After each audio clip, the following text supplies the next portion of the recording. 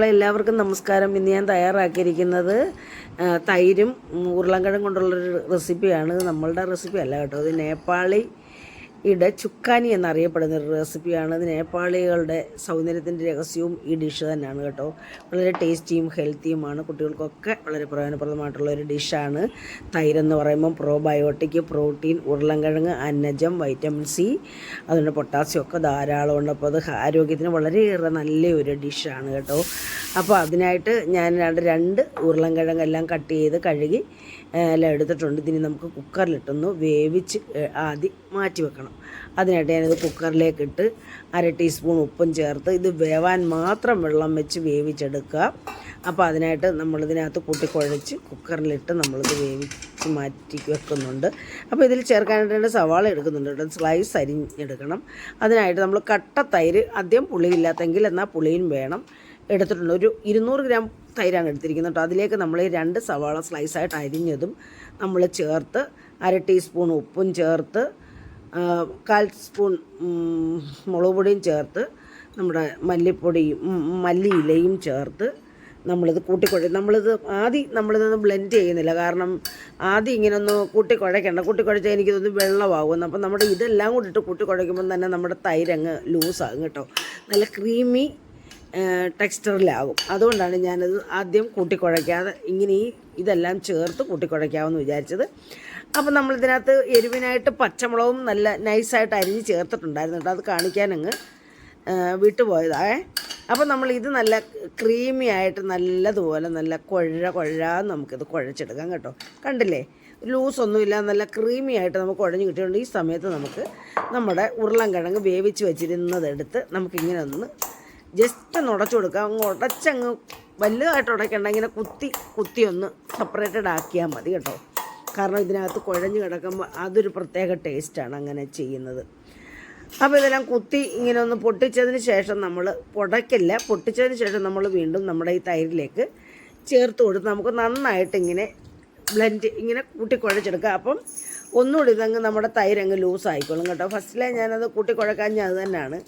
ഇങ്ങനെ കൂട്ടിക്കുഴയ്ക്കുമ്പോൾ നല്ല കണ്ടില്ലേ, നല്ല ക്രീമി, നല്ല കുഴകുഴാന്നുള്ള നല്ല ഒരു ഇതായിട്ട് നമുക്ക് കിട്ടും. കണ്ടില്ലേ, നല്ല കുഴഞ്ഞിരിക്കും. നമ്മുടെ ചോറിനകത്തും എവിടേക്ക് ഒഴിച്ചാൽ അത് അവിടെ തന്നെ കിടക്കും, അതേ രീതിയിൽ കുഴഞ്ഞ്. കണ്ടില്ലേ, നമ്മൾ ബ്ലെൻഡ് ചെയ്താൽ അതങ്ങ് ലൂസായി പോവും. അതുകൊണ്ട് ഞാൻ ഇങ്ങനെ തന്നെ കൈകൊണ്ട് നല്ല പെർഫെക്റ്റ് ആയിട്ടെല്ലാം കുഴച്ച് ഇതെല്ലാം കൂടെ ചേർത്ത് കൂട്ടിക്കുഴയ്ക്കുമ്പോൾ ഇതങ്ങ് കുഴഞ്ഞ് വരും കേട്ടോ. അപ്പോൾ കണ്ടില്ലേ, നല്ല കുഴഞ്ഞ് നല്ല ടേസ്റ്റാണ് കേട്ടോ അത് കൂട്ടാനും കേട്ടോ. ഒരു തവണയെങ്കിലും ഇത് ചെയ്തിട്ടില്ലാത്തവർ ചെയ്ത് നോക്കിയാൽ കുട്ടികൾക്കൊക്കെ വളരെ പ്രയോജനപ്രദമായിട്ടുള്ളൊരു ഡിഷാണ്. മുതിർന്നവർക്കും ഒക്കെ വളരെ പെട്ടെന്ന് നമുക്ക് ചെയ്യാം. 4 മിനിറ്റ് 5 മിനിറ്റ് കൊണ്ട് നമ്മളിത് തയ്യാറാക്കി എടുത്തിട്ടുണ്ട് കേട്ടോ. അപ്പം നമുക്കിനി ഇതിനകത്ത് പ്രധാനമായിട്ടും വേണ്ടുന്നൊരു താളിപ്പാണ്.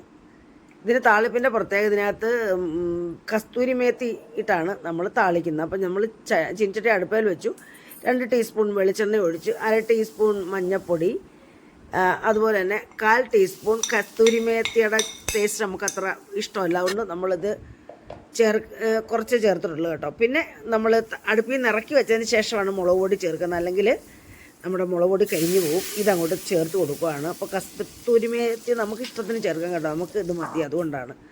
അപ്പോൾ ഇതാണ് ഇതിൻ്റെ പെർഫെക്ഷൻ. കണ്ടില്ലേ, നമ്മളിനി ഇത് കൂട്ടിക്കുഴച്ച് നന്നായിട്ട് കൂട്ടിക്കുഴച്ചെടുക്കണം. എടുത്തു കഴിയുമ്പം ഈ ടേസ്റ്റി ആയിട്ടുള്ള നല്ലൊരു ഡിഷാണിത്. കണ്ടില്ലേ, എല്ലാവർക്കും ഇഷ്ടപ്പെടും കേട്ടോ. വേറൊരു കറിയും വേണ്ട, നമുക്ക് ചോറ് കഴിക്കാൻ ഈ ഒരൊറ്റ വിഭവം മാത്രം മതി. അപ്പോൾ കുഞ്ഞുങ്ങൾക്കൊക്കെ ആരോഗ്യത്തിനൊക്കെ വളർച്ചയ്ക്കൊക്കെ നല്ലതാണ് നമ്മുടെ ഉരുളൻകിഴങ്ങും പിന്നെ തൈരും. അപ്പോൾ നല്ല കട്ട തൈരാണ്, പുളിക്ക് വേറെ പുളിയൊന്നും നമ്മൾ ചേർക്കേണ്ട കാര്യവുമില്ല.